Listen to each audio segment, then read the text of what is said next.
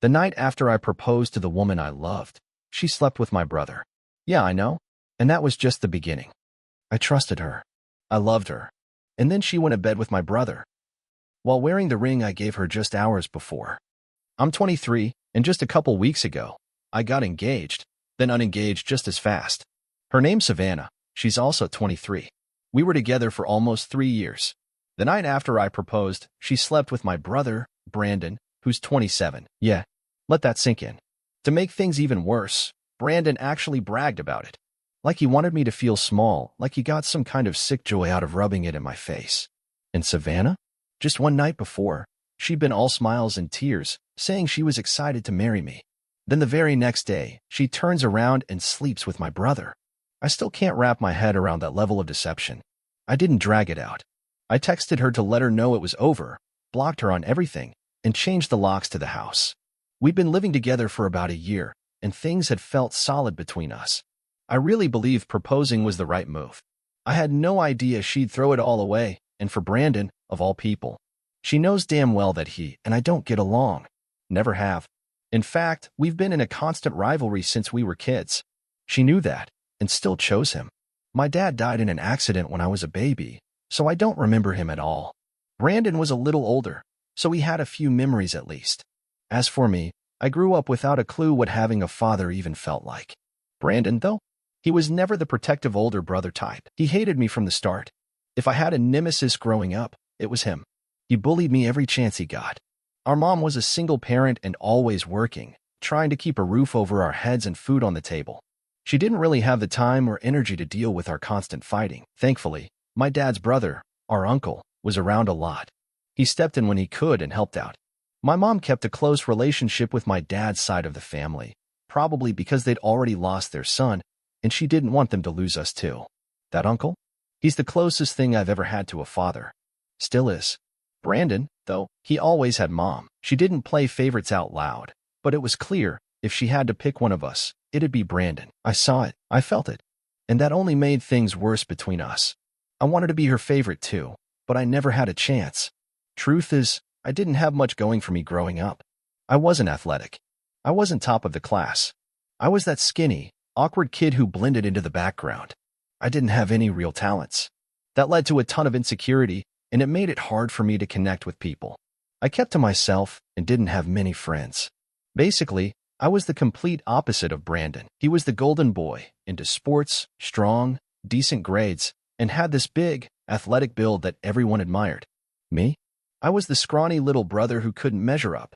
No one ever said it to my face, but I knew they were comparing us. And I knew who they thought came out on top. Spoiler alert, it wasn't me. Eventually, I stopped fighting it.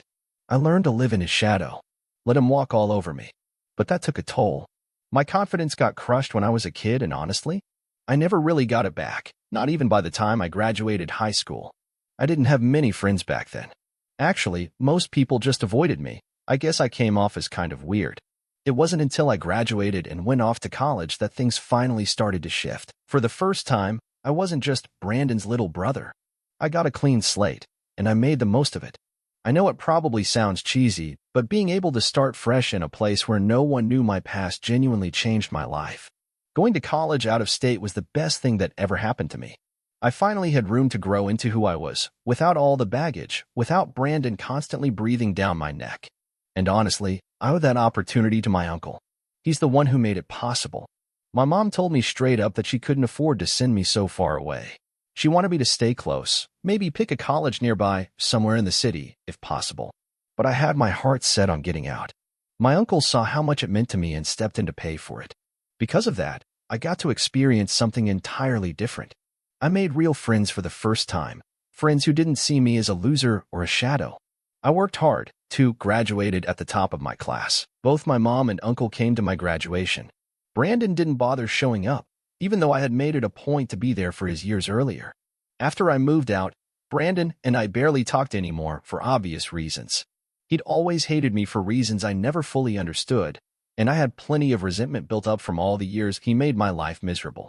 Honestly, I was fine keeping my distance. We'd only cross paths during the holidays or when someone had a birthday, and even then, we kept it minimal. Outside of those events, we didn't treat each other like brothers, more like strangers who shared a house once upon a time. But despite everything, I did reach out when he hit rock bottom. A couple years back, he quit his job to chase a business dream, and it completely fell apart. He went deep into debt, and my uncle and mom had to bail him out. Things got so bad, he ended up moving back into our mom's house for a while, just until he got back on his feet. Eventually, he found another job, though it didn't come close to what he had before. Still, he took it just so he wouldn't have to keep living at home in his late 20s. According to my uncle, Brandon felt pretty humiliated by the whole situation, and honestly, I understood that. So I sent him a message. Just something supportive, trying to say, "Hey, I get it. I hope you're okay." But I think he read it the wrong way. Maybe he thought I was mocking him or rubbing salt in the wound, because he blocked me afterward and stopped acknowledging me completely. Before that message, things were cold between us, but we still managed a basic hello when we bumped into each other. After that, nothing. Just silence. I wish I could say Brandon turned things around after that, but he didn't. The failed business really messed with his head. Every time I saw him at a family gathering, he seemed a little more lost. My uncle said he jumped between 7 or 8 different jobs and never seemed satisfied. His clothes started looking more worn out. You could literally see the toll it was taking on him and how he looked, how he carried himself. He'd either drink quietly at the table or just zone out, staring into space like he wasn't really there. And I'm not saying this to be cruel. I genuinely felt bad seeing him like that. No matter what happened between us, watching someone unravel like that, it gets to you. Growing up, I hated Brandon with a passion, but now it's hard to keep that same energy when the guy already looks like life's beaten him down. My uncle always tried to include him at our family get-togethers, but Brandon never really wanted to be there. He'd usually just show up, hang around for a bit, and dip out early without saying much. After Savannah and I had been dating for a year, I started bringing her along to these family events. She knew about my complicated history with Brandon, and to her credit, she seemed genuinely concerned about him. Still, there wasn't much we could do. He was distant, always had been. Then came the engagement. Just 2 weeks ago, Savannah and I were at my uncle's place for his birthday dinner. I had talked to him ahead of time, asked if he'd be okay with me proposing at his party. He was totally cool with it, even excited. I figured it was perfect. All of our close family would already be there, and my uncle's house has this beautiful backyard garden. It just felt right. I even invited Savannah's parents to come by after the proposal so she wouldn't catch on too early. Once the cake was cut and the dinner buzz started to calm down, I pulled her outside and dropped to one knee. She said yes. I was over the moon. We went back in to share the news with everyone, and there was a big wave of celebration. That's when I noticed Brandon slipped out, within minutes of the announcement. But honestly, I didn't think much of it at the time. He always leaves early from these kinds of things, and I was busy catching up with everyone, soaking in the moment. Savannah didn't mention anything about him either, which was odd since she usually points out his weird behavior after events like that. But we were both tipsy and exhausted, so once we got home, I passed out almost immediately. At around 2 a.m., I randomly woke up to use the bathroom and saw Savannah still awake, scrolling on her phone. I asked who she was chatting with, and she told me she was texting a couple of friends to tell them about the engagement. Sounded innocent enough. I didn't question it and went right back to sleep. Then 2 days later, while I was at work, I got hit with a wave of texts from Brandon, completely out of the blue. Last I checked, he had me blocked, so it caught me off guard.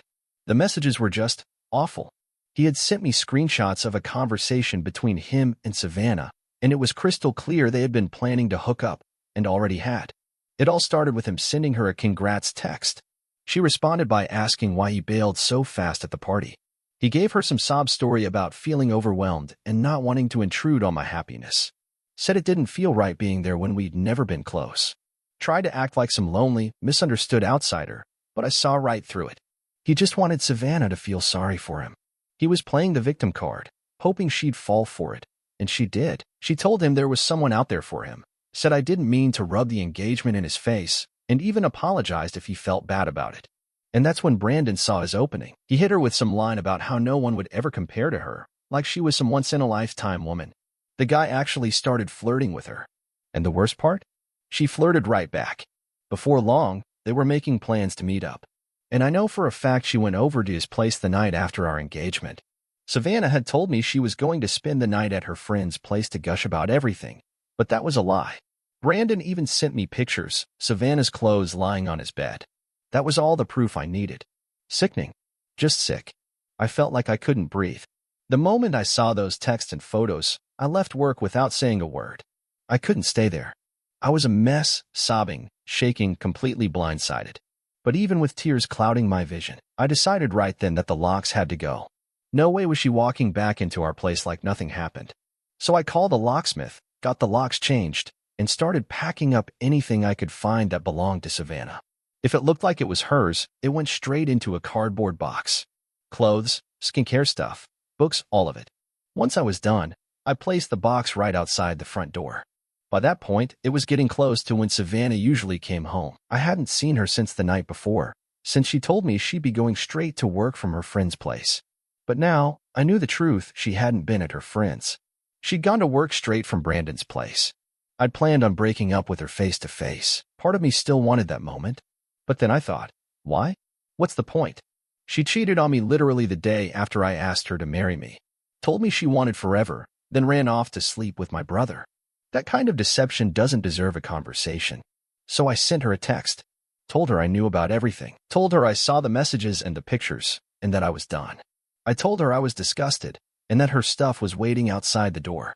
She could come get it, but I didn't want to see her. If she left anything else behind, she could make arrangements to collect it later. I ended the message with, "We're over." Then I hit block.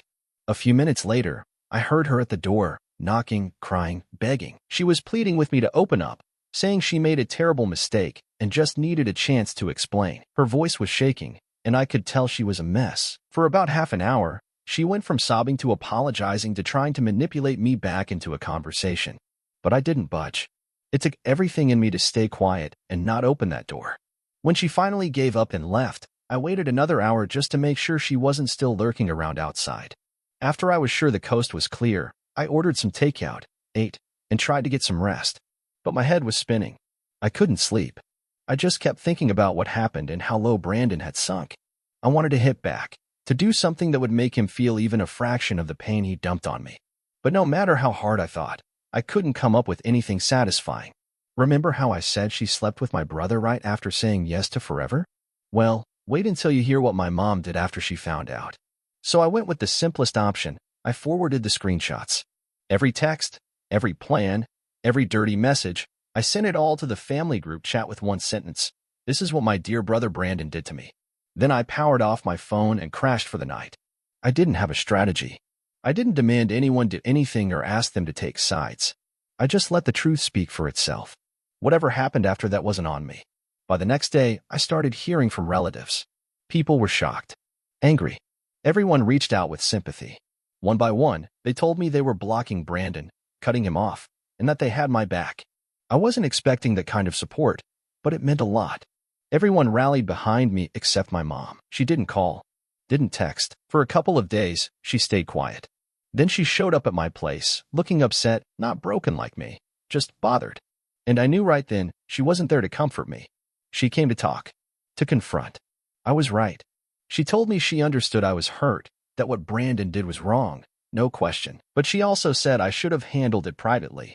According to her, sharing the screenshots with the family was a step too far. Her argument? Brandon was already in a dark place. He had no money, no stable career, and no real relationships. Just meaningless flings here and there. And yeah, he used to be a promising guy when he was younger, so watching him spiral into this bitter, lonely man had been painful for her. Then she looked me in the eye and told me something that pissed me off more than I expected. She said no one would have guessed I'd end up being the successful one, in work, in love, in life. Meanwhile, Brandon, the golden child, had crashed and burned. She believed he did what he did out of pure jealousy. I didn't need her to tell me that. I already knew. For context, I work at an architecture firm. It's a competitive job, and I've done well for myself. I've put in years of effort to get to where I am. Long nights, nonstop deadlines, and constant pressure. Brandon, on the other hand, jumped into business without doing his homework and paid the price. Now he's earning less than half of what I make, and still blaming the world for it. But as my mom kept talking, it started to feel like she was trying to excuse it all. As my mom kept talking, it started to sound like she was trying to defend what Brandon did. I couldn't believe it. So I cut her off and asked her straight up, Was she really trying to act like it was somehow okay for Brandon to sleep with my fiancée the day after I proposed to her, just because his life was sad and falling apart? She paused. Then she said no, it wasn't okay, but that I needed to at least try to understand where he was coming from. She wanted me to show some sympathy and, somehow, forgiveness. She went on about how hard it hit Brandon when the rest of the family decided to cut him off. According to her, our family gatherings were the only thing he had left, the only social life he really kept. She said he barely spoke to his old friends because he was embarrassed that they were all doing better than him. Family was all he had left, and now, even that was gone. Hearing that, it didn't move me. In fact, it made me feel good. He destroyed my relationship. Why should I feel bad that he was miserable now? As far as I was concerned, he earned every bit of that misery. I had no pity to offer him, but my mom still wanted me to be the bigger person. She even asked me to talk to everyone and convince them to give Brandon another shot. And not just that, she wanted me to reach out to him, to clear the air. I was stunned. I told her flat out that I wasn't doing any of that. I told her she was out of her mind for expecting me to make peace with the guy who deliberately ruined my engagement. I snapped. I told her I always knew she had a favorite, even if she didn't say it out loud. But now she was rubbing it in my face. I said if the roles were reversed, if I had done to Brandon what he did to me, she wouldn't be preaching about forgiveness. She would have been furious and probably cut me off herself. And I know that for a fact. She tried to deny it, but we just kept arguing. Things escalated, and eventually, she stormed out. Before slamming the door behind her, she said she wouldn't speak to me again until I reached out to Brandon and tried to fix things. It's been a few days since that blow-up. My relatives have been checking in on me, especially my uncle, who texts me every day. Savannah's also been messaging me here and there, still trying to win me back or at least get a chance to talk. I haven't responded. I haven't blocked her yet either, but I know I should. And I will. Soon. The one person I haven't heard from at all since the fight is my mom. And honestly, that's been weighing on me. I always knew Brandon was her favorite. They've had some weird, unshakable bond since we were kids. But she never made it obvious before. Not like this. Now I'm just stuck, confused about where we stand. I'm not depressed or spiraling, but I do miss my mom. I want her in my life. I just don't know how to move forward when her view of all this feels so backwards to me. So, what do you guys think? Was I the jerk for showing my family the proof of what Brandon and Savannah did? Update 1. Well, the people have spoken, and clearly, I'm not alone. Thank you to everyone who read my original post and took the time to comment with advice, support, and honesty. Reading through your replies meant more than you can imagine. A lot of you helped me realize that I wasn't out of line at all, no matter what my mom tried to make me believe. After thinking it over, I realized I didn't owe anyone an apology. And I definitely didn't need to reach out to Brandon. I decided to open up to my uncle about what my mom said. I hadn't told anyone before, because it just felt too personal. But he's family, and I trust him. Talking to him helped a lot. He told me that, yeah, he'd always noticed my mom favored Brandon. It wasn't loud or in your face, but it was there. Anyone paying attention could see it. He said he felt genuinely terrible about what happened, not just because Brandon betrayed me, but because he knew how much I loved Savannah. And she still went and slept with Brandon, even knowing all the history between us. It hurt. But like I told him, part of me feels like I dodged a bullet. I haven't completely moved on from Savannah yet, but I know I'll get there. That's not what I'm most worried about anymore. What really scares me is losing my relationship with my mom. But if she keeps defending Brandon and acting like he's the one who needs comfort after everything he did, if she keeps trying to make me feel like I did something wrong for speaking the truth, then maybe that relationship's already changed more than I want to admit.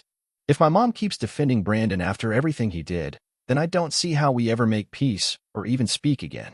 My uncle agrees. He told me I should just let it go because he knows how stubborn she can be. When she believes she's right, she'll never back down, no matter how wrong she is.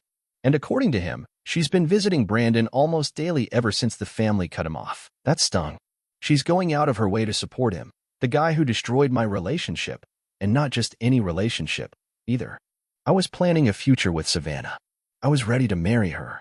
And yet, Mom's loyalty is with Brandon. But as my uncle reminded me, some things are out of our control. That's something he's always tried to teach me, to accept what I can't change and just move on. So that's what I'm trying to do now. I already tried talking to my mom and getting her to see things clearly, but she wasn't interested in truth. All she cared about was making sure Brandon had someone in his corner. Fine. Let her be that person. I'm done trying. Update 2. It's been almost 2 weeks since the breakup. Savannah had been texting me constantly for the first week, trying to win me back. But eventually, she stopped, probably when it hit her that begging wasn't gonna work.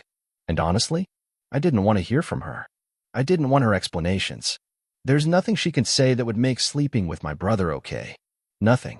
But yesterday, she reached out again, this time to ask if she could come by and pick up the rest of her stuff. That I could deal with. So I replied, told her I'd be home today anyway and she could swing by then. She showed up around noon.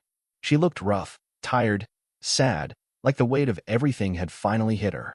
She didn't make eye contact once.